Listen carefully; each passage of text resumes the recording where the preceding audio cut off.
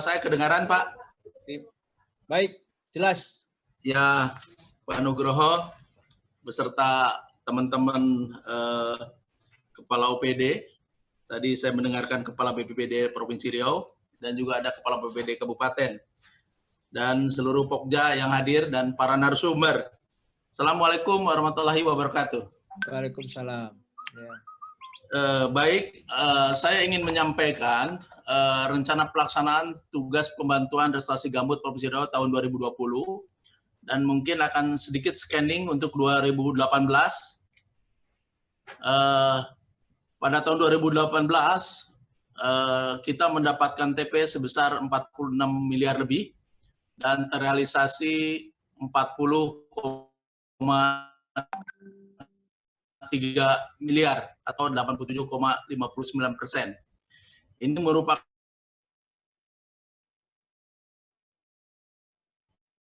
dan ini menunjukkan bahwa ada sambutan atau apresiasi yang baik terhadap BRG dari daerah karena bukti bahwa pelaksanaan ini bisa mencapai 87%, padahal 2018 itu merupakan awal pelaksanaan restorasi gambut di Provinsi Riau. Kami tentunya sebagai institusi Dinas Lingkungan Hidup dan Kehutanan menyampaikan apresiasi dan terima kasih yang tinggi-tingginya kepada BRG. Next. Ada beberapa permasalahan barangkali yang mungkin ke depan perlu mendapat perhatian yang mudah-mudahan tidak akan terulang kembali, yaitu mengenai penguatan dokumen perencanaan yang sering terlambat. Itu informasi dari rekan-rekan. Nah, ini mudah-mudahan ke depan tidak terjadi lagi dan mungkin perlu penguatan atau menyampaikan koordinasi yang kuat Pak ke pemerintah kabupaten baik dari BRG sendiri karena seringkali kegiatan BRG di kabupaten ini di kabupaten meskipun sekarang saya di provinsi tapi karena saya berasal dari kabupaten itu tidak semua begitu terdengar begitu Pak kegiatan ini. Padahal setelah saya duduk di Dinas Lingkungan Hidup dan Kehutanan, ternyata BRG memiliki peran besar dalam memulihkan hal barangkali yang perlu mendapatkan koreksi Pak dari saya. Jadi kegiatan BRG dalam rangka untuk merestorasi gambut itu dan revegetasi dan revitalisasi. Nah, terhadap reweting ini, terhadap reweting yang melakukan kegiatan pembangunan sumur bor di lapangan, terutama di daerah-daerah yang kepulauan, kami mengusulkan ini perlu dievaluasi mungkin Pak karena ini akan berdampak kepada subsidensi dan saya yakin kalau kegiatan ini masih dilakukan maka akan berpengaruh negatif terhadap sifat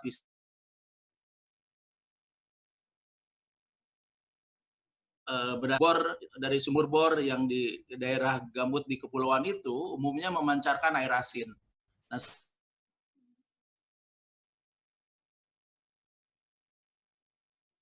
bisa fisik kimia tanah.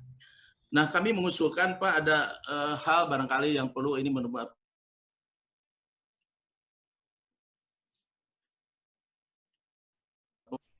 jadi Tasik dan danau ini bisa dimanfaatkan sebagai sumber air dan kita mungkin biaya atau investasinya cukup mahal, tetapi mungkin bisa dipikirkan ke depan yaitu dengan membangun pipanisasi. Jadi kita mungkin nanti menyediakan atau membangun infrastruktur berupa tangki yang diambil dari Tasik itu. Mungkin nanti kekuatannya harus pompa yang kuat kalau misalnya beberapa kilometer dari daerah Tasik itu. Tetapi kami melihat ini efektif Pak. Kenapa efektif? Karena ketika kebakaran di gambut ini umumnya kan terjadi karena keterlambatan dalam penanganan. Nah, kalau dengan sistem pipanisasi ini, maka ketika kebakaran mungkin pembahasan akan segera bisa dilakukan. Karena kalau kita mengandalkan air, apalagi kebakaran yang di pulau itu umumnya di tengah, sehingga sulit untuk dilakukan kegiatan pembakaran karena sumber air tidak ada. Nah, dengan cara pipanisasi itu mungkin ini bisa menjadi solusi yang baik.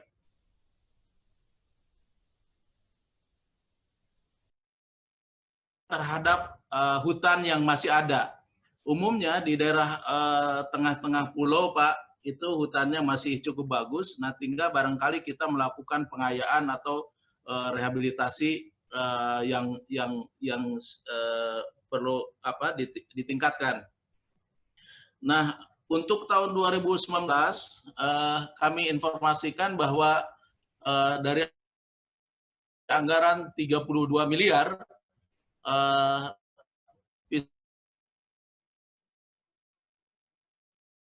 cukup baik kalau dari angkanya, dan ini menunjukkan bahwa kepatuhan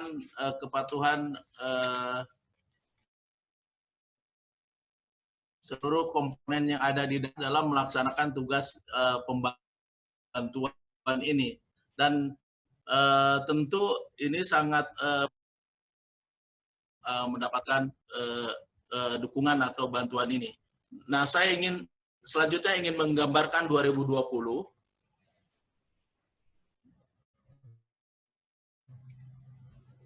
Ya, 2020 23,7 miliar, tetapi karena berbagai persoalan, terutama dalam penanganan COVID ini, kami juga menyadari anggaran menjadi 15,5 miliar. Kantor camat itu sudah mencapai 6,8%. Artinya dilihat dari situasi kondisi COVID saat ini masih menunjukkan angka yang cukup baik.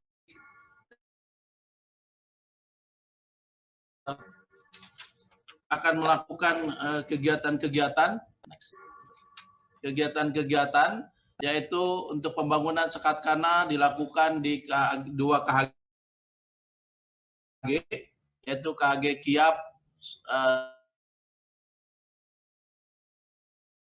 untuk kita revitalisasi lahan itu, lahan terbakar, bekas lahan terbakar itu dilakukan di KPH Tebing Tinggi dan KPH Pulau Bengkalis.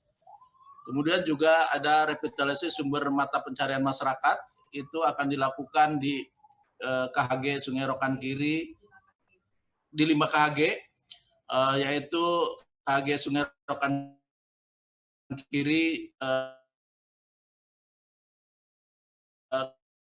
KHG. Nah, mudah-mudahan kegiatan ini akan terlaksana dengan baik, Pak, meskipun anggarannya dikurangi, dan tentu sasaran atau lokasi yang menjadi target itu berkurang, dan ini mungkin nanti akan berpengaruh kepada hal-hal penguatan di lapangan dalam rangka penanganan kebakaran ini. Mungkin perlu dukungan atau penguatan di daerah. Nah, kami sesungguhnya di daerah itu memiliki 3 konsep, Pak, dalam penanganan kebakaran itu. Yang pertama adalah penataan areal open access.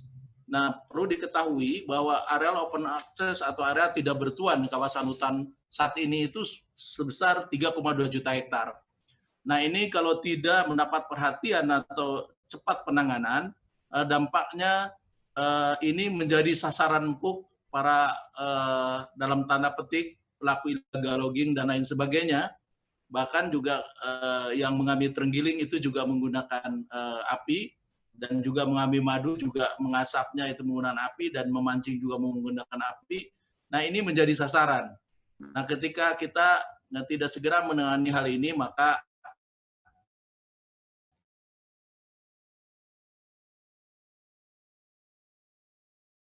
kedua, kami melihat bahwa kebakaran di daerah gambut itu disebabkan karena keterlambatan penanganan. Sehingga yang penting adalah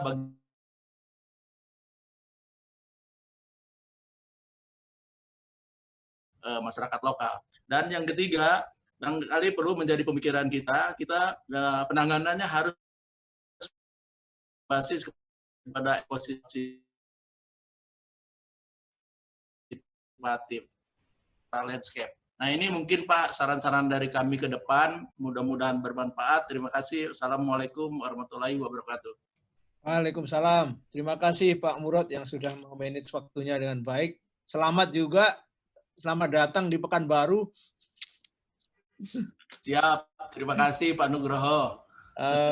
Catatan-catatan dari Bapak, baik catatan teknis maupun non-teknis kami catat dengan baik untuk perbaikan kolaborasi kita di masa-masa mendatang. Saya kira ini catatan yang bagus, baik hal teknis maupun yang non-teknis tadi. Baik, pembicara terakhir untuk kesempatan sosialisasi ini, kami mengundang Kepala Bapeda dan Litbang Provinsi Riau yang dalam hal ini diwakili oleh Kepala Bidang Perekonomian dan Sumber Daya Alam Bapeda Litbang Riau. Kami persilahkan Bapak Abdul Madian, STMM. Dipersilahkan Pak Madian. Baik, terima kasih Pak Nuk. Ini kalau pembicara terakhir ini sudah habis bahan sebenarnya nih Pak. Sudah diborong semua dengan kawan-kawan ahli. Baik, mungkin saya langsung saja karena waktu juga sangat terbatas.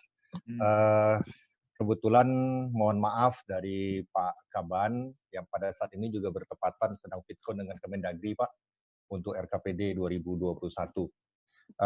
Pada kesempatan kali ini saya akan menyampaikan mungkin secara singkat saja arah kebijakan pembangunan bidang lingkungan hidup dan kehutanan, dan mungkin sebagian besar sudah tersampaikan oleh Pak Edward dan Pak Murad. Ini beberapa kondisi kita, ini Sungai Siak ya, beberapa sungai yang bisa kita katakan ini salah satu yang cukup tercemar juga ya. Tapi ini jadi beban untuk di lingkungan hidup. Saya akan langsung saja, ini gambaran indikator makro Provinsi Riau. Ini kita gambarkan bahwa tahun 2020 triwulan 1 ini kita sudah mendekati 2,24%. Tetapi terjadi proyeksi pertumbuhan ekonomi untuk RPJMD 2019-2024 terjadi penurunan untuk proyeksi di tahun 2021. Kemudian ini ada beberapa indeks kualitas lingkungan hidup. Ini ada ya peningkatan laju alih fungsi lahan, dan ini juga terjadi bukan hanya di hutan, tetapi juga di persawahan juga berubah, jadi sehingga ketahanan pangan kita agak sedikit berkurang. Kemudian ini ada karhutla, pencemaran udara, limbah domestik, dan kualitas sungai di Riau yang cukup tercemar. Arah kebijakan, ini adalah visi misi Riau sebagai Riau Bersatu, berdaya saing, unggul, sejahtera, dan bermartabat.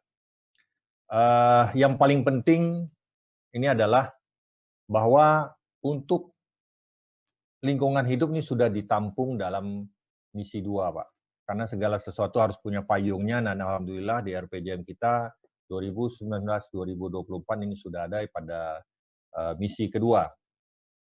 Dan ini ada beberapa arah kebijakan pembangunan 5 tahun 2019-2020. Mungkin ini akan terjadi sedikit perubahan, terutama di 2021, karena polanya sudah menjadi rebound, recovery and rebound.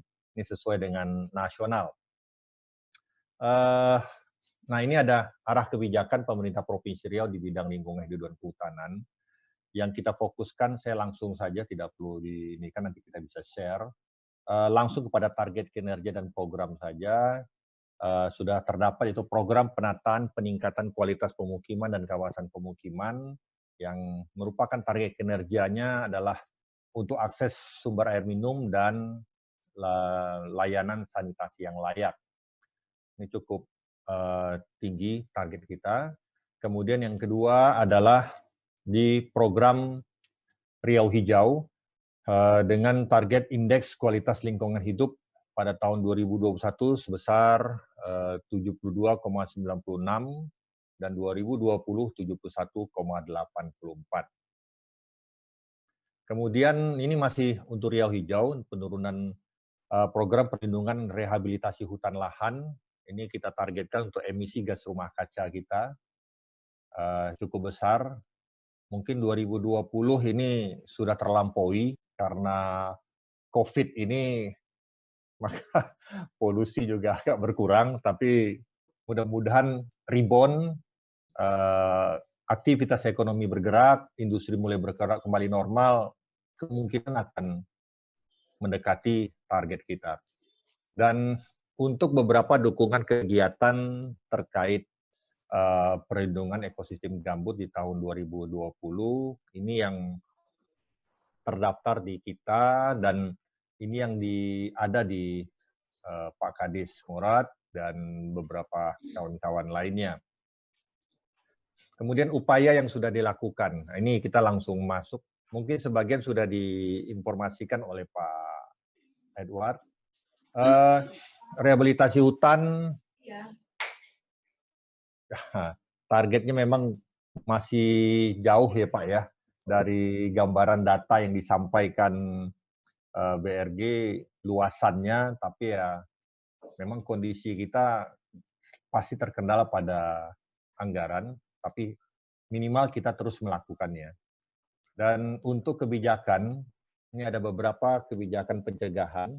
Pertama dengan Peraturan Daerah 2019, yang juga disampaikan oleh Pak Edward, kemudian pemetaan kembali Pak, rawan bencana, kemudian melakukan inventarisasi kembali izin usaha, pelibatan perusahaan, tadi juga disampaikan oleh Pak Edward, kemudian tahun 2020 ini ada 12 eskavator dan 40 unit pompa yang kita adakan, dan untuk pengadaan 12 unit eskavator ini kita titipkan pengadanya di unit PU, dan mungkin nanti akan disebar di 12 kabupaten kota untuk membantu penanggulangan kebakaran hutan dan lahan. Kemudian pemberdayaan masyarakat, pelibatan dunia pendidikan juga yang sudah disampaikan. Selanjutnya ini komitmen bersama, kemudian pembangunan sistem informasi, sinergi, nah ini tadi yang lahan dari BRG, penetapan status siaga yang sudah disampaikan juga oleh Pak Edward, pembentukan tim terpadu yang saat ini baru ditemukan sekitar 80.000 hektar pada 9 kabupaten hasil pendataan, kemudian peningkatan sinergi antar pemerintah, perguruan tinggi, dunia usaha, dan masyarakat. Dan untuk tahun 2020, kita menganggarkan sekitar 60,85 miliar untuk penjagaan penanggulangan kebakaran hutan dan lahan. Dan ini yang tadi disampaikan juga oleh Edward, himbauan, dan ini rapat yang tadi juga disampaikan pada 11 Februari, mempercepat status siaga darurat. Nah, kemudian untuk perhutanan sosial, ini ada beberapa yang bisa kita laksanakan, baik melalui skema perhutanan sosial, melakukan update regulasi daerah, kemudian melakukan pendataan luas indikatif. Ini ada sekitar 1,1089 juta hektar. Kemudian ada realisasi perizinan untuk perhutanan sosial. Dan selanjutnya untuk TORA, ada alokasi TORA dalam kawasan hutan di provinsi, pola penyelesaian TORA, perubahan batas kawasan, dan beberapa kegiatan-kegiatan lainnya. Nah, ini yang tadi disampaikan ada Satgas Terpadu Penertiban Penggunaan Kawasan Hutan yang sudah ditetapkan oleh Pak Gubernur pada tanggal 25 September 2019. Ini ada beberapa tugas yang mungkin cukup berat Pak ya untuk diinikan dan butuh biaya supporting yang mau tidak mau harus dianggarkan. Nah, ini ada tambahan sedikit yang kebetulan sedang kita bahas di RKPD 2019, ini yang saya highlight, lingkungan hidup, ketahanan bencana dan perubahan iklim, terdapat 34 program dan 349 jumlah kegiatan dengan jumlah pagu 115 miliar. Nah, mungkin itu dulu yang bisa kami sampaikan dari Bapeda, karena kalau Bapeda ini hanya pembahas perencanaan saja. Yang paling penting adalah teman-teman OPD teknis yang langsung turun ke lapangan. Mungkin itu dulu Pak Nuk, waktu dan tempat saya kembalikan.